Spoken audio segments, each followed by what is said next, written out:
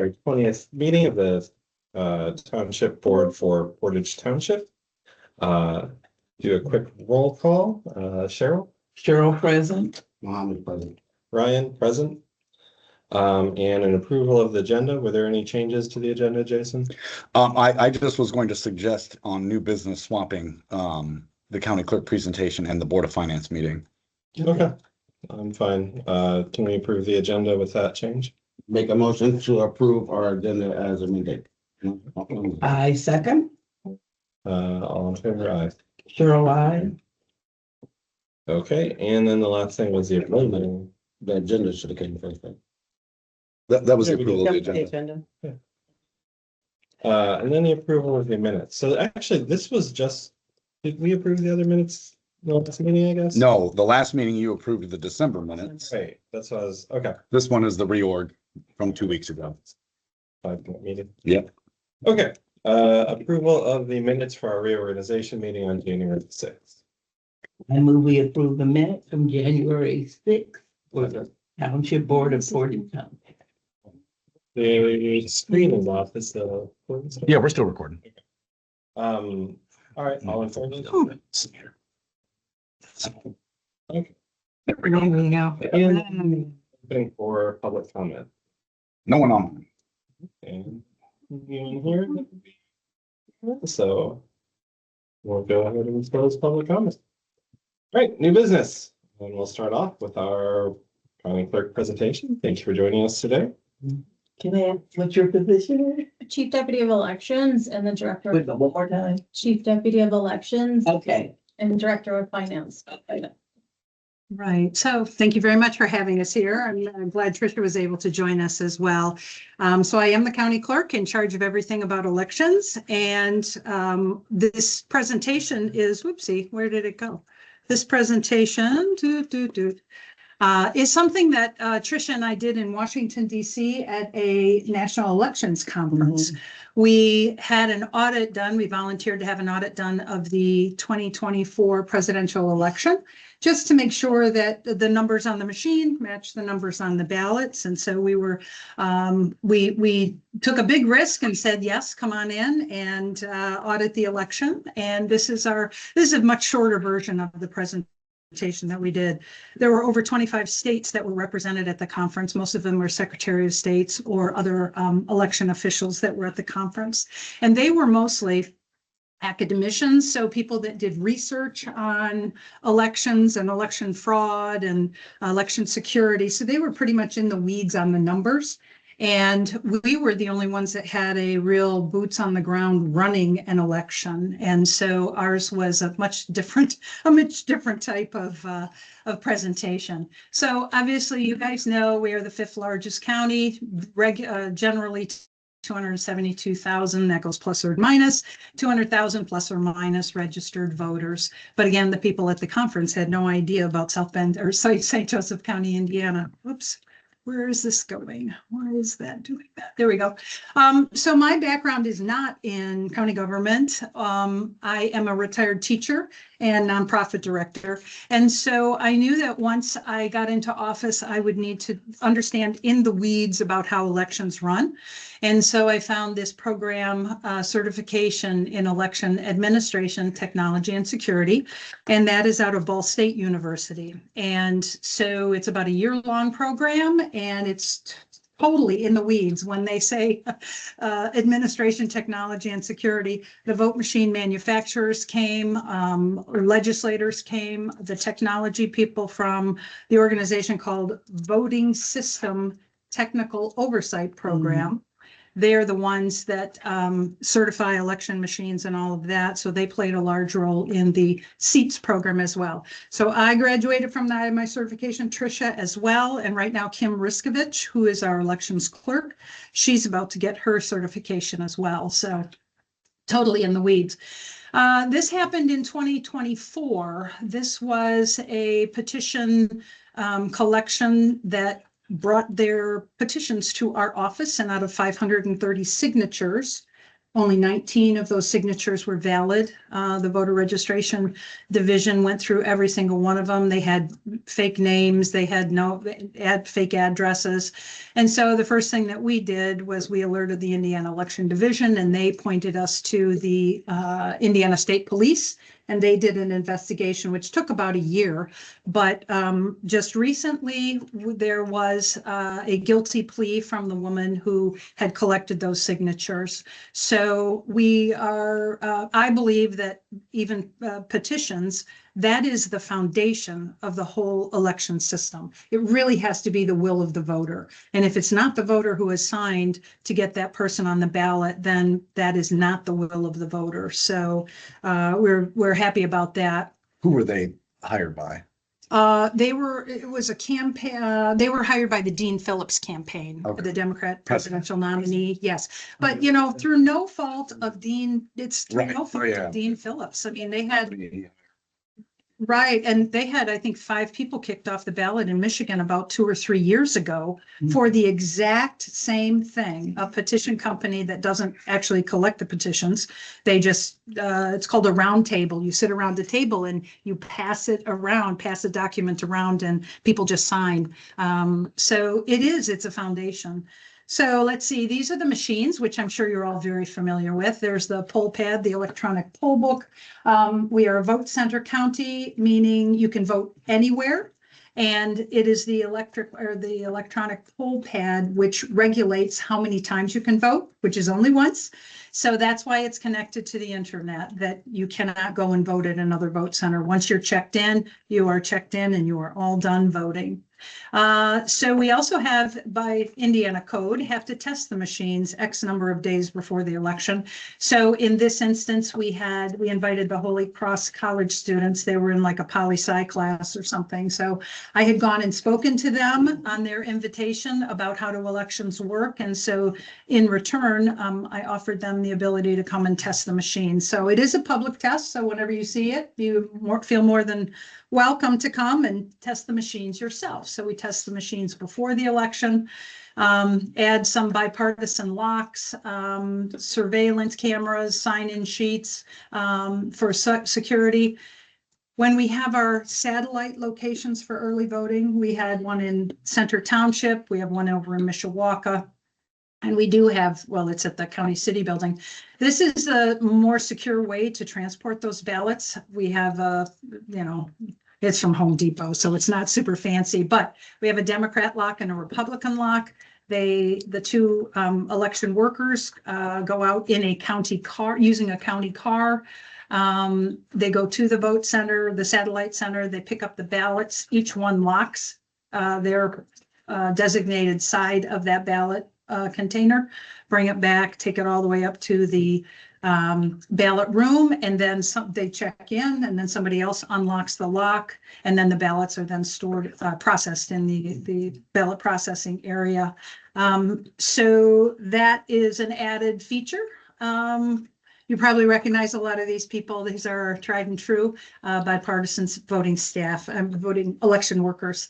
And also down to the delivery of the machines. That's a bipartisan cooperative effort. I'm very proud of the entire county that pitches in to do this. We've got the highway workers, we've got the Parks Department, we've got people that work in Olive Street. So I love it that it's a community effort. Elections, I believe, are a community effort. And you can top this off with our risk and hazard manager making up an emergency action plan for every vote center location. So instead of wondering what they're supposed to do, they actually have direction, and we know who's there, and they know how to get in touch with us too. So when I talk about an audit, a lot of people are like, I don't even know what you're talking about, which was me at first. That's what I thought, a little guy with his, green banker's visor, adding things up. And that's pretty much what this is. It is not a recount. A recount is when you count every single ballot compared to what the machine says. This is an audit. Just like you do have an audit of your finances, you don't give them every single receipt. It's based on statistical statistical formulas. So VSTOP is the one that did the audit, and they are an independent agency, and we volunteered to have the audit done. So because I couldn't picture in my mind exactly what they were talking about with an audit, we took a trip down to Gibson County, which is way down south. But we actually participated in their post-election audit, just so we could understand and learn more about what we can do for St. Joseph County to make it efficient and make sure that everything went very accurately. So we put together a plan. These are 110,000 voted ballots after the election had been certified. They needed to be sorted by precinct and vote center. Took many, many, many work hours of doing that, but the color-coded folders helped immensely, so we could understand when they pulled up a ballot number, we knew exactly where it was. So that made the audit go pretty smoothly. So that's actually on audit day. That's what the ballots look like. 49,000 in person, 10,000 by mail, 58,000 total absentee, and then 54,000 vote center ballots, so 112,000. We did release to the media announcing that we were going to do it, because that's the way that we feel you can build public trust, is by open and transparent processes. So we invited the media to come in, and they were very interested in what was happening. And it is the entire thing is public, even down to the generation of the beginning number of the ballots that they're going to pull. We had the Democrat chair, Republican chair, election workers, staff people, volunteers. They could shake one of those dice, and it's a 21 number? I think it's a 21 number that they begin with, 21 digit number that they begin with. So everything really is very open, and it's displayed up on the screen. So this is it actually in action. Lots of people, lots of computers, lots of auditing being done. And then this is this is the team. That's the team from VSTOP that came. And again, they're computer geeks. They are in the weeds about everything. So Where are they from? they are from VSTOP, from Ball State Vote System. State. Yeah, Ball State. Yeah, it's VSTOP is housed at Ball State. So there's one of them's a political science professor, another one is a computer scientist. So really across the all the different areas, which is really good. And then this is the last slide. It is the media coverage that we got. Do you have? See if I can start it over. Its first ever post-election audit. The team of independent auditors did some sophisticated sampling of the 112,000 ballots cast in last month's general election. It's part of the vote system technical oversight program funded through Indiana's Secretary of State. The audit was voluntary, keep that in mind. It was not the result of any suspected or reported problems. We want to make that clear. Hope to gain increased confidence from the public that we have tested the machines before at a public meeting. We are testing them now afterwards to make sure that they were correct. So my goal is to increase public trust in our elections process here in St. Joseph County. Our highest priority for this administration is to be transparent, accountable, and professional when it comes to elections. A report on the findings of today's audit should be released in about 2 weeks. Of course, we will keep you posted right here. And its first ever post-election. Oops, sorry. There we go. And that is the end of the presentation. So thank you for listening, and hopefully you have a better understanding. Well, Cheryl's gonna have questions. Bring them on, Cheryl. Go ahead. Oh. I read recently talked about adding more. Yeah, I'd like to ask about that too. Yes. So how's that working? What's that look like? That looks like a north, south, east, west at a library the weekend before the election. So it would be a Saturday, Sunday thing. I think maybe our low voter turnout might have some, we wanted to try something to increase voter turnout. And so having something closer to north, south, east, and west, so people don't have to drive so far to get to Mishawaka or to get Just that weekend. just that that Okay. one weekend. There are many counties that do it for several weekends. One of the counties has 9 Yeah. satellite locations Longer. that are open for longer periods of Good idea. time. Yeah. So this is a test. Yeah, it's just a pilot. We'll see. You know, we'd like to move the needle on voter turnout. And if we can think of, I mean, if the more ways we can think of doing that and then implementing those ways, the better off the whole community will be. So good question. Yeah. Well, I know for a lot of lower income people who take the bus, so you gotta take your kid to daycare, Yeah. then you gotta get back on the bus to get to work. Mhm. And you can't vote on your lunch hour because you can't get the bus, get there and back. I think the hours we have in Indiana, which you can't do anything about, okay? But I think the hours in Indiana from 6 in the morning to 6 at night does not work for lower income people Mhm. who use buses. So having it on a Saturday and Sunday, you said, right? Yes, right. Now, the libraries aren't open on Sunday, just the main library. Just the main. I know that at Center Township, they stayed open for us. So maybe Okay. it's a kind of a one. That part where you go into Center Township, you go in. Right, yeah. That part. Right, right. But Yeah. we have Right. security too, so. Yeah. that's- So, yeah, because all the libraries, I'm not sure of Francis, you can go in and in the vestibule, Mhm. there's a door. Mhm. Right. So the library can be locked. I think it's a good idea that you try this. Now, are there gonna be, will those be the same times for downtown, at the main? Right, everything has to be the same at every single vote center. Okay. Satellite. No, I meant on the weekend. Yep, yeah, so everybody's gonna be 8 to 4, and on Sunday, they'll be noon to 4. Okay. Yeah. And that's, that has everything to do with voter informing voters. Yeah. We can't say one place is No, gonna be no, right, 12 to right. 5, and another Right, place right. is 12 to 4. That's voter Yeah. confusion, so we don't want it. Are there things we can do to help? I mean, obviously, our facilities are actually near the county city building Mhm. already, Mhm. but our Right. senior center has better parking. It's handicap accessible and all that. So just throwing it out, if there's ways we can help, or our fire station, Yeah, which is on the far west side. Station might be. Well, the reason why they stopped doing that is because of COVID. COVID. Sure. They didn't want to have the firefighters getting sick. That's why they stopped using fire stations. Sure. Mhm. Well, we've got Yeah. 3 on the west side of the county that super. Warren, in Warren Township, and then obviously on Fillmore Road that have plenty of parking, and That's great. That's great. they've got a big conference room and Fillmore has- Mhm. all of them do. Yeah. They all got the big conference room. I think the big. Just throwing it out that if as you guys are talking. I think the problem they've already had in this county is people stand in line for 2 hours. You should not have to stand in line 2 hours to vote on a weekend. Agreed. And I think that is one of the biggest issues, is finding a way for those who vote like on Sunday or Saturday, Mhm. not to have to stand in line for 2 hours. Right.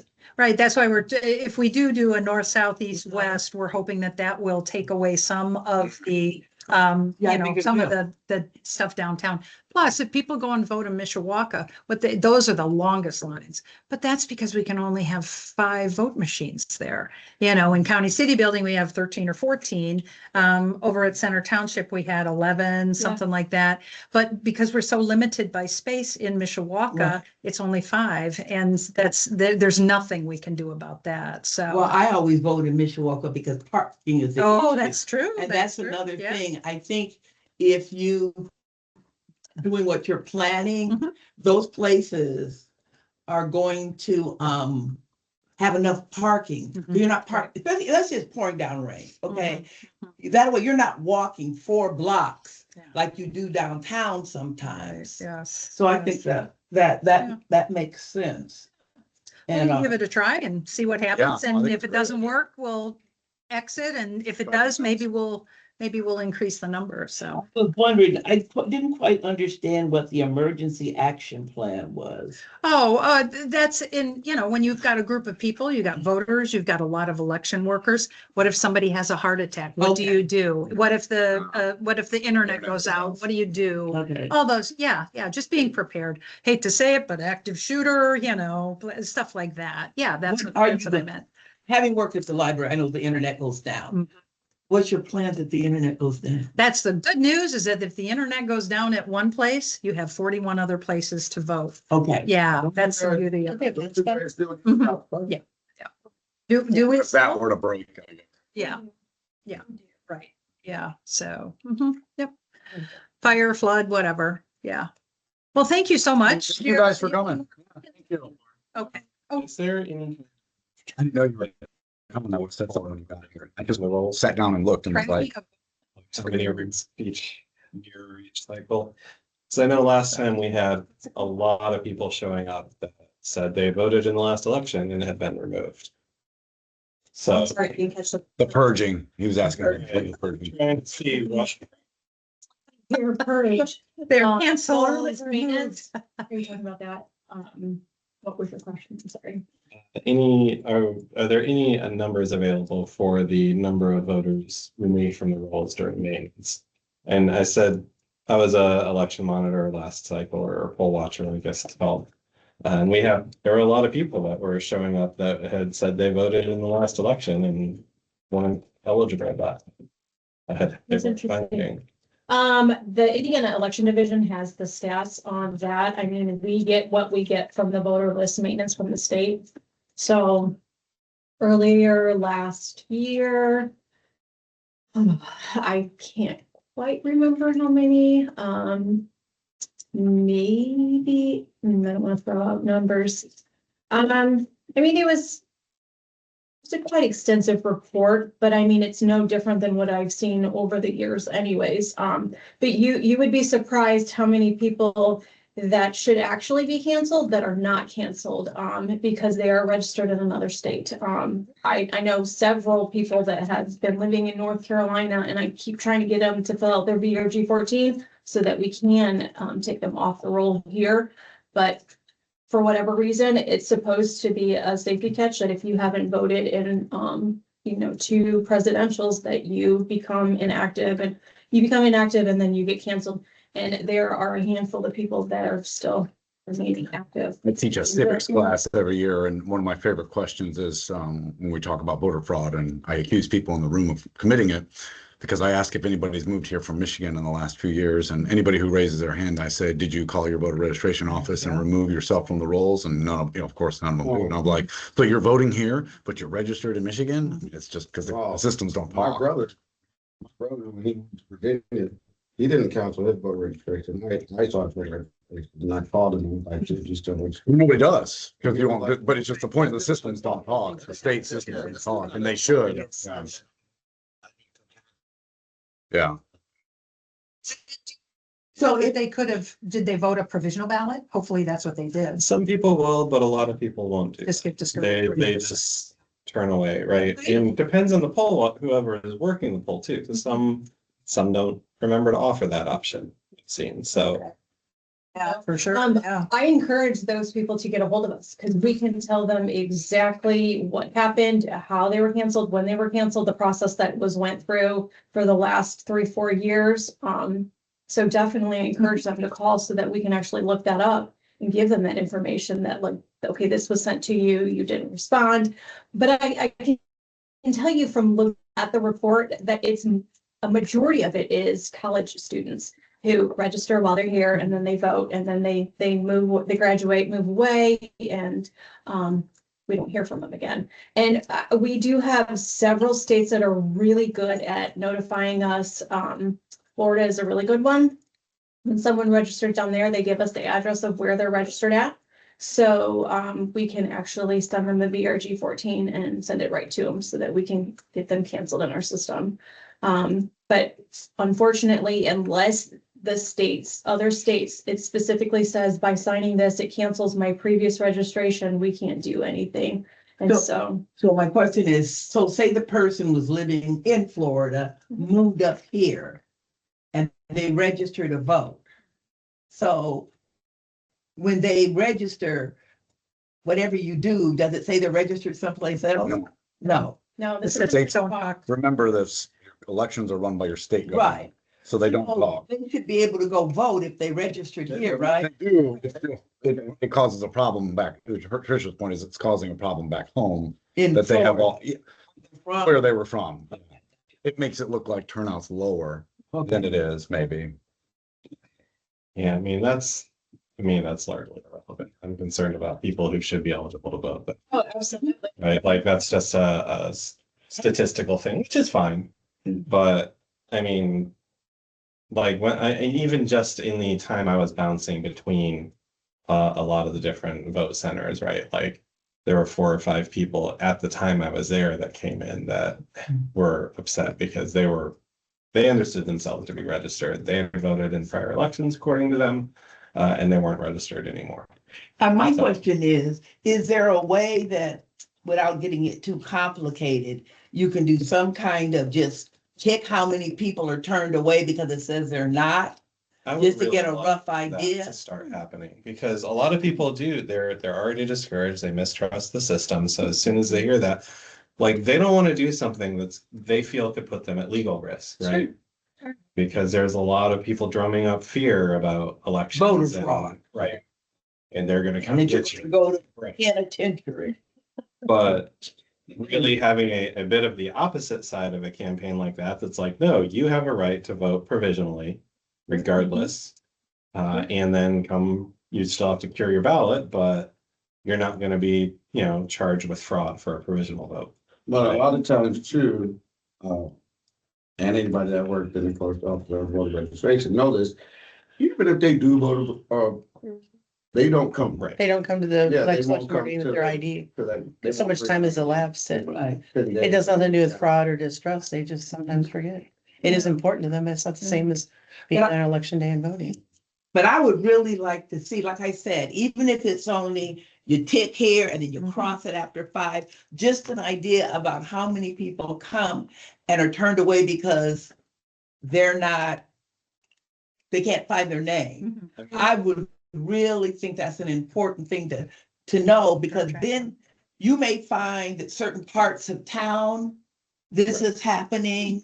And then down the line, after this is all over with, to sit and say, okay, what can we do to educate people, okay, about this?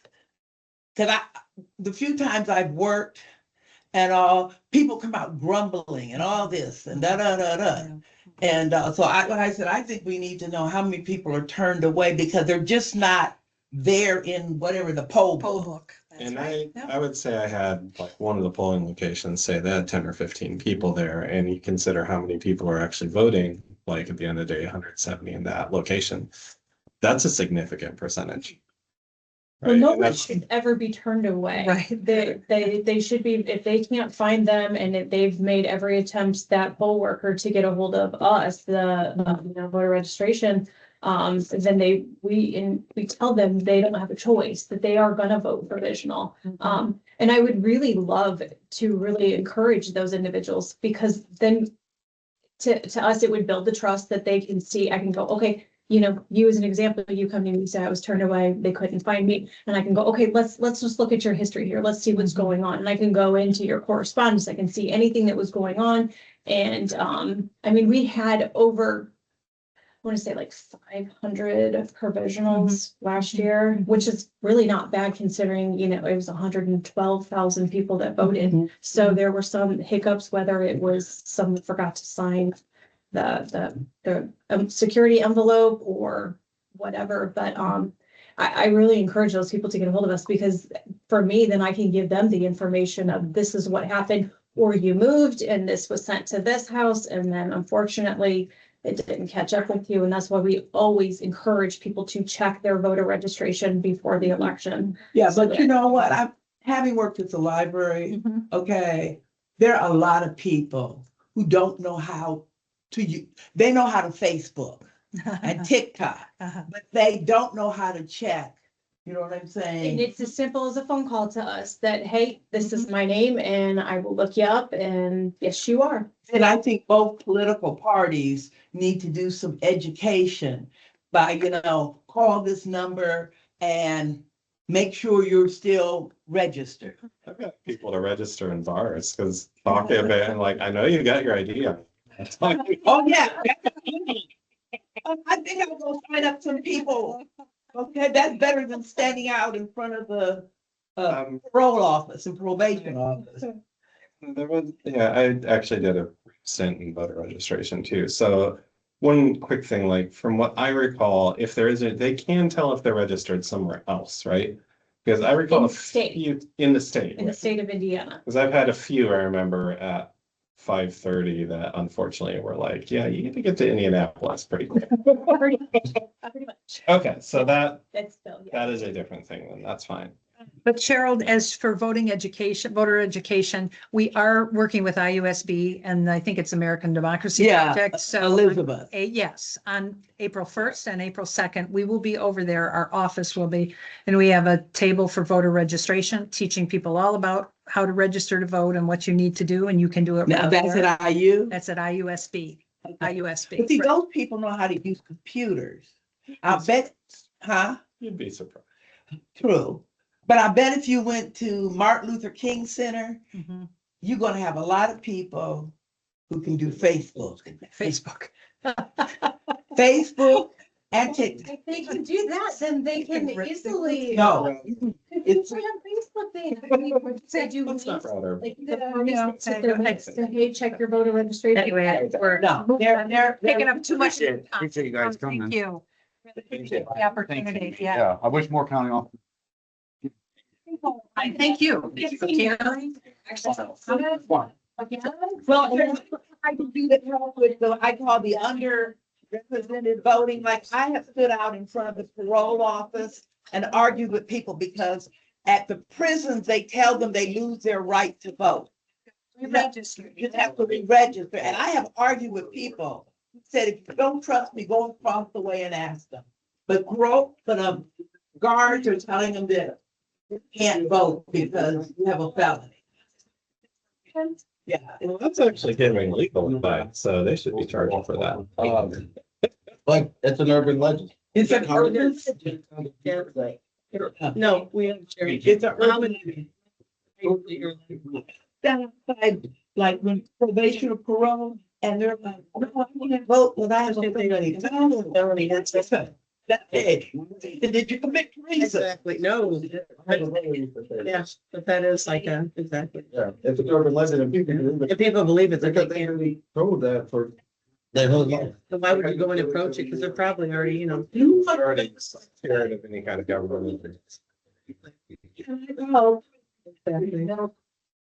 Yeah, I don't argue with that. Okay, I even call in the phone, they believe young people, but the guard tells them and they believe what the says. Yeah. Or they've been hearing it since they were young. I used to hear it all the time. For sure. Thank you again. Thanks a lot for coming. You have a bottle of water. Yes, ma'am, right here. Recording's on. That's tough. Thank you for the Thank water. Anybody else need water? No, I'm going right. Makes me able to do that. Bet she didn't think she was gonna get all these questions.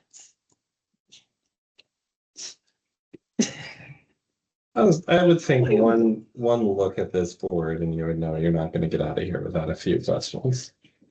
Like, Yeah. you know, If we're going to you care IUSB. about these things. Okay. Finance, 2026 board. Brian, I'll let you lead. Yeah, I appreciate that. Hand it over to Ryan. Thanks, Lana, for handing it over. Oh, to Ryan. Toss the baton. Want to leave this one? All right, 2026 Board of Finance. Okay, we are convening our Board of Finance. It's an annual requirement to do this in January. And you have the slides here prepared by Steve Dalton, which is great. So Lana and I don't have to do it anymore. Really, all this is a lot of information you already know, because we talk about it every month. I think it's likely this is required because not all townships, not all governments are watching it. Actually, the county has to do the exact same thing with the county treasurer. They always have to convene a board of finance. The most notable thing on here that you don't see on a regular basis is the investment report, which is on page 1. And on here, you can see what our interest this is what you don't see on an ongoing basis. So page 1 will show you what our interest has been over the last 10 years. And as you can see, I'd love to take credit during my administration that we have, gone from $100 in 2022 in interest to $13,000, $98,000, and $170,000. But bonds are helping with that. And then now that we are managing a $5 million fire territory budget, we just happen to have a lot more dough on hand. But we are trying to be smart with it. We try to put it in places where we can get the most interest. And a lot of credit to Lana, who is on top of that at all times. Was the lower one when it was 101 and 170? We just didn't have much money. There was no money in order to invest. Okay. There just wasn't much money. Yeah, and honestly, I think my predecessor did a good job. Chuck probably had dough. I don't think they paid as much attention to it. Sean did throw the money. He threw $500,000 into an investment account with Trust Bond. You may remember that. So that 2020, that definitely was him. So he did take some intentional steps. Okay. We just ratcheted that up and turned 500,000 into 3 million. And investment returns. So when are we going to the casino again? The real debate is, what do we do with interest on bond interest? And that's where we've never gotten a super clear answer. Like, can we spend that on anything, or does it have to be on the same requirements that are under the bond? Thus far, we've been just sticking with the bond, but it's a little murky there. So page 2 is just things you've already seen before, our major fund balances after the end of the year. One thing I do want to highlight on here is, as you know, crisis hit us when we discovered we were not going to get the property tax levy that we had been promised.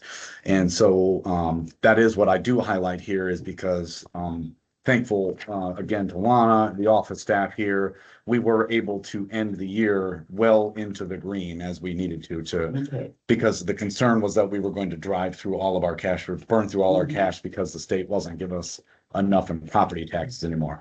That report comes out in March or April of this year. So we're kind of going to be on pins and needles until then, until we know how we'll be affected again by circuit breaker. We don't expect the impact to be as bad as it was, because A, we've taken now steps to insulate us on that, and B, assessed values have gone up. So that is going to basically increase the amount of cash that's around for taxing units, but we won't know until then. But as you can see, we ended with $1.1 million in cash reserves across all the funds for 2025. The real fund we were concerned with was the Township Assistance Fund, which we were able to end in the black, which is good.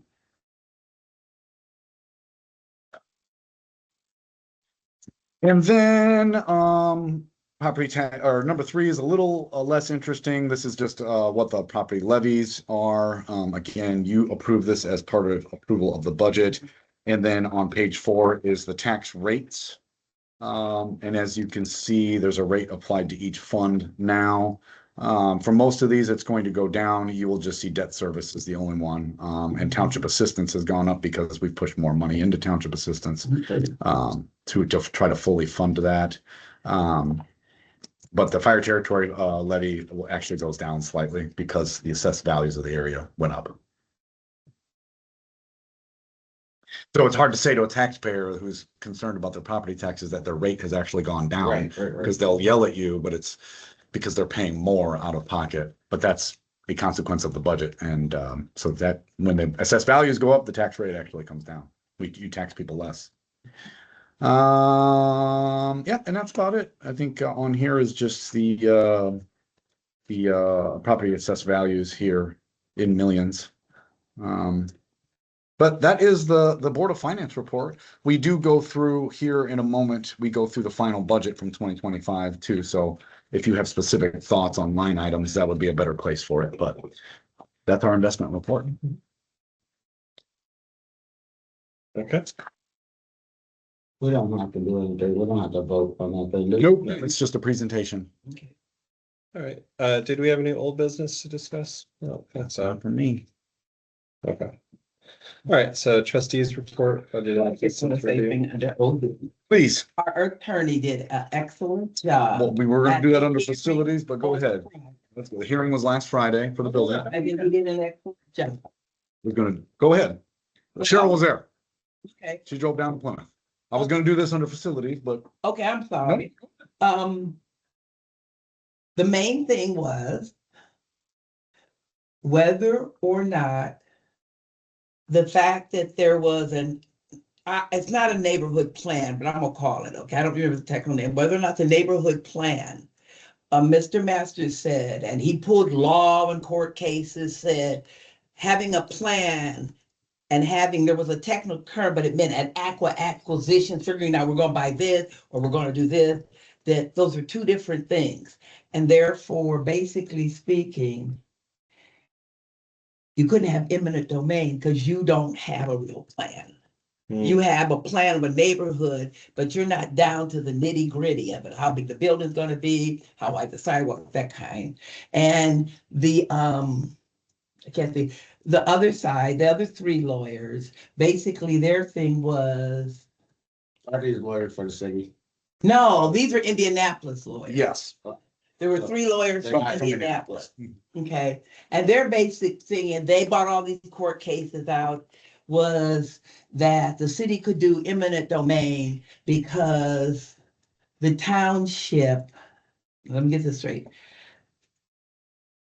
The township couldn't block stuff. And Mr. Masters kept arguing that you were like this. So the judge asked one main question. Mr. Masters made the point that according to the law, only the legislative body can eminent domain. Okay. Which would be the city council. City council. And the Indianapolis lawyer said, well, no, the mayor could do it, blah, blah, blah. And the only question the judge asked was, well, are you saying when they did this law stuff that they were saying only the legislators could do it? And then Mr. Masters backed up with some more legal stuff where he's saying only the legislators had a right to do eminent domain. And that's the only question she really asked was, is that the only way you can do it? But I mean, my pea brain will say he did an excellent job bringing out legal stuff, court cases, and every time they said something, he was through paper, bringing something else out. So I don't understand the argument that we blocked it when we specifically have a response from the mayor saying it was okay, right? Like we went through that process of. Well, see, what do you call those? The lawyers for the city basically argued that The mayor didn't know what he was saying? no, that because of the, what's it called? Because of the Edgewater neighborhood development plan, okay, that was there before we moved here, and therefore we were on notice because that took precedence over us. And Mr. Master just basically argued that, and he pointed something in the law or somewhere, a carrot that a plan of like a neighborhood plan. Pretty Okay, picture is not legal but he just foundation. argued that there's a difference between a neighborhood plan and an actual redevelopment plan. That was the word he used. And it had to do with a redevelopment plan. You're saying right here, yes, it's gonna be green space, but the sidewalk's gonna go here, and that's what it boiled down to. That and the city council did not. And he says they have to, and their lawyers said, well, no, it could be, it's gonna be interesting to see. But he earned his money, folks. Okay, That's good. he earned his money. That's all I wanted. He earned his Yeah. money. Well, that's all we had for facilities report.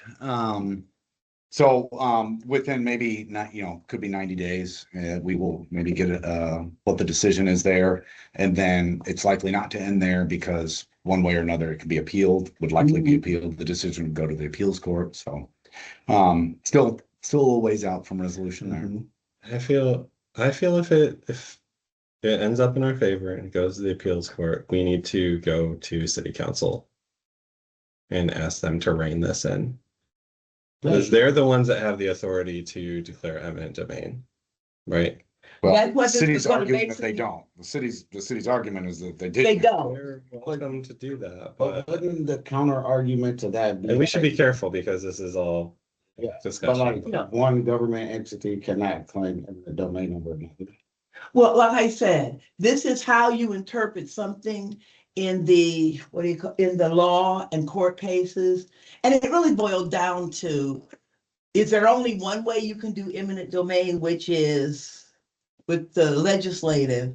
Or while it says legislative, can it be other people? And that's what's going to be interesting to see, how the judge does. Their whole, from what Cheryl's saying, is their argument is that we did this and we're blocking their development. Yeah. That was our argument with them, that we went through that process and made sure that they were okay with it. And then they tried to do eminent domain to block us.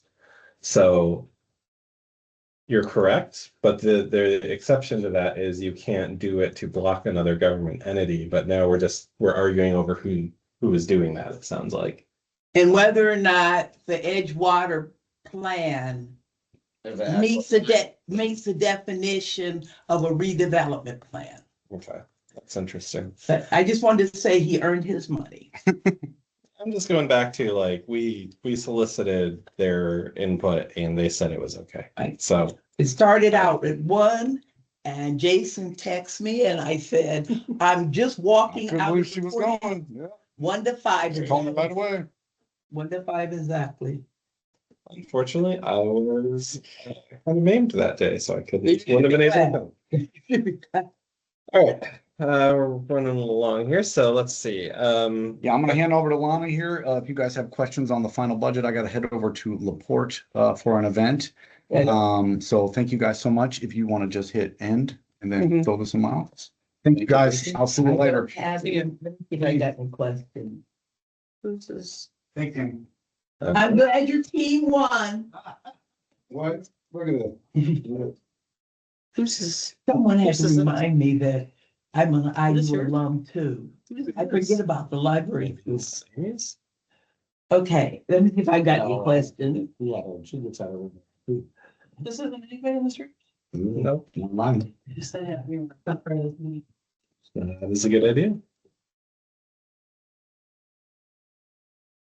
Okay. Yeah, I'm trying to see if I have any Oh, questions. sorry, sorry. I was gonna say, no, go Touch ahead. the time just got. Budget assistance, reviews. So Yes. I didn't see anything in particular that stood out to me. As Jason said, like, poor relief. Assistance came, kind of stayed within its budget of, because, we kind of halted the brakes in August on, the amounts we were given after. The devastating reality that started in June or whatever with our property tax. So, Is there any analysis of how much that actually cost people coming for assistance?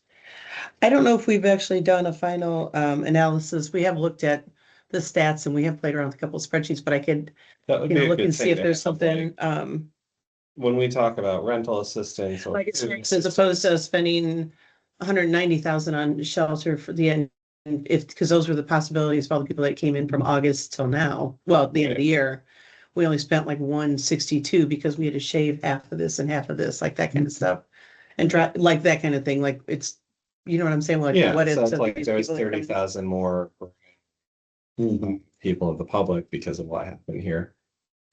And I would also be interested if that led to people losing their homes. I mean, that's a possibility, right? Like if people are unable to pay, Yeah, unable to pay enough, maybe they stop making requests for assistance. And then True. they've lost their home. especially when they're only getting half, because for, you take a 350, which rent already is, based on not how many people, I mean, when people are out renting on occupancy, but on, house, and it's like a $1,200 deal. It's now you're slashing the only 350 we're going towards a single person to 175. Now, you're just making it worse. And the same with the utilities too. Right. We were only doing 200, to begin with, but then to say, you've got a $1,700 electric bill, we can help you with $100, it's just kind of. It's always important to translate these numbers into people, right? Like how it's affecting them. Yeah. Everyone knows we have homelessness problems in our Right. community, and Exactly. did those cuts increase that? Did people? We should be if thinking they- about how to right. look at. Interesting to see that, because we're one of the only rental games in town. The utilities at We're least. looking for for your October, so- iPad. Yeah, did I? Oh, no, I put it in the room. I We didn't didn't know whose it was. We know who it was, so I was like, yeah, sorry. I didn't realize it was yours. I thought you had left. I'm sorry. You know, I wouldn't want to enter that. All right. Okay, good luck and drive safe. All right.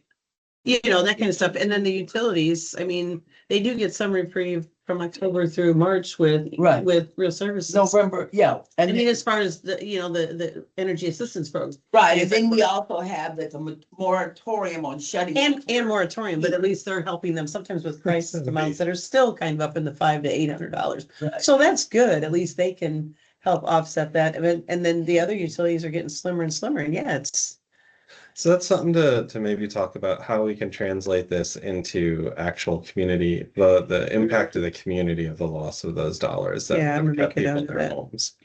Yeah, that'd be great. Yeah. Look, basis to it. Yeah, this. yeah, no, because it is. And it's, you know, upset like a lot of us that that's what's going on. Mhm. And we can't help people with, you know, more than we are helping them with. So I did make a note of that, to do that. Yeah, do you know if y'all have had a chance to contact the two places that do bariatric surgery to say, you know, if you. Oh, if they do? Did we have the names of the bariatric places? That's what I don't know of. It's St. Joe. And what's the place? South End Clinic. I'll try to I had the phone number of the bariatric person for St. Joe. I'll see if I can find it. I just know when I had talked to him about 2 years ago, when my friend had it, you know, we were talking, he said, well, yeah, there are people who are not able to do it because they can't afford the It shake. shakes. Mhm. And they're And not. that's part of the requirement, that you have to drink those shakes. Yes, you do. So I will email you that information. Oh, go ahead. I was say on the accounts by analysis by account, the property inspector we had at 20,000 for 2025 and expended 16. How much of the year was that program in effect? Was that all year? It was, no, it was, and part of property inspector, part of that person's job comes out of here and part of it comes out of general, because they're also a maintenance person. But that started in March of last year, so March, April. I just was thinking about that as looking at next year's needs, right? Like if it wasn't all year, we went through most of it, so. Yeah. Well, that's like part of Is he just his at the salary. residence at Carl came down or? He actually had a couple today, even with it being a little on the slower side, not a Carl King necessarily, but yeah. Well, now I emailed, and I'll email it to you. Mhm. I got from an agency. She said, should I take a lady called her? She doesn't have heat at Cedar Glen. We've seen I some, saw- we've seen I saw some things out there. about that today. Okay, and I said, yeah, take her a space heater. And she says, she said, I thought it was no moratorium. I said, no, that is not, That doesn't have anything to do with if the. yes, it's Boilers to not the working. furnaces It's just are not not working. working, So I said, take exactly. her one. And I have the name of a person in the Attorney General's office. I was Okay. at an event Okay. and I went up and shook hands with him and said hi and told him some people were still having trouble So they can at kind of go Cedar back and Glen. revisit. And then he had me talk to this lady.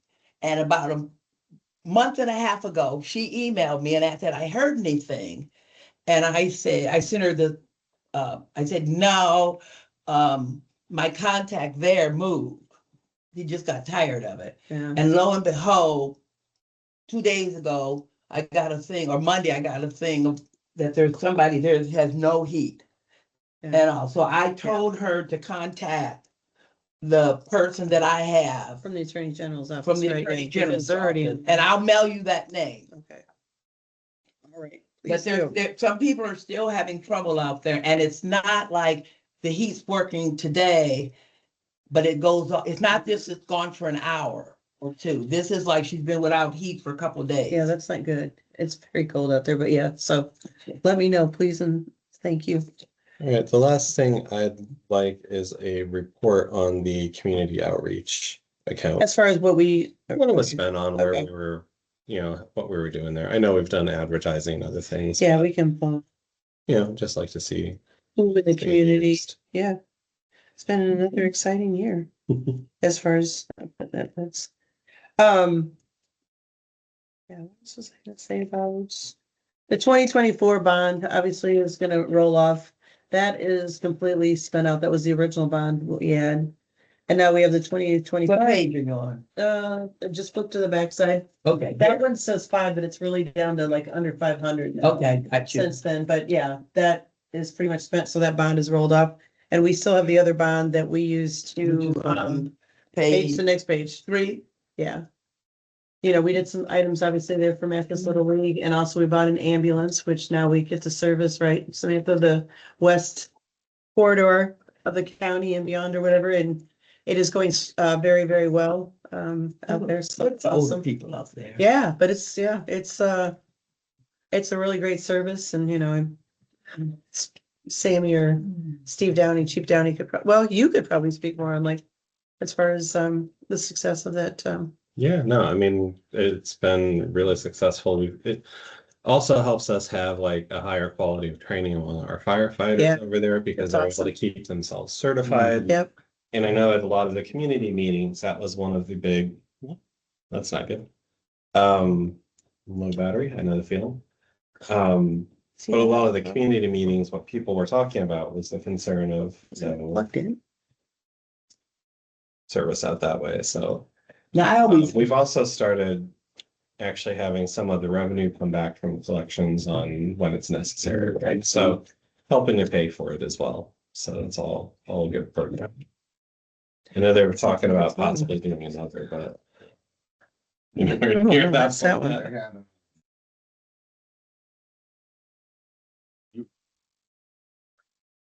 So they had, that often that they do service outside of the area and all that. I thought that was great. Well, I mean, it's one of the things people don't get about firefighting services is most of it is medical. Yeah. Fires are rare, like firefighters are. There's a lot of medical. They're the first people at car accidents, they're the first to show up when they're the heart attack. Like having the actual tools to take care of that in a part of the county that always had to wait so long.